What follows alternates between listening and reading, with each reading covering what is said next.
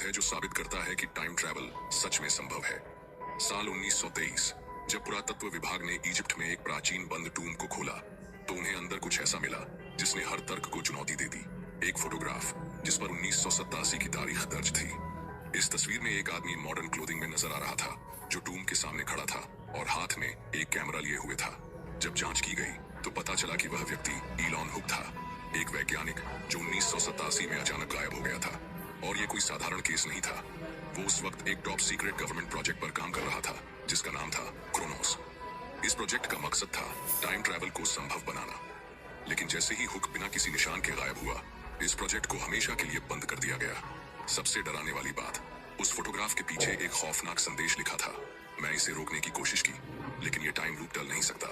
कुछ साल बाद 1980 एक और फोटोग्राफ सामने आई। इस बार तस्वीर में इलॉन हुक पहले से कहीं ज्यादा बूढ़ा लग रहा था। लेकिन सबसे चौंकाने वाली बात, वो फिर से उसी टूम के सामने खड़ा था और इस बार तस्वीर पर 2025 की तारीख थी।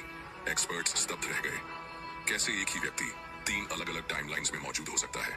और उसने ये क्यों लिखा कि द लूप इज इनएविटेबल?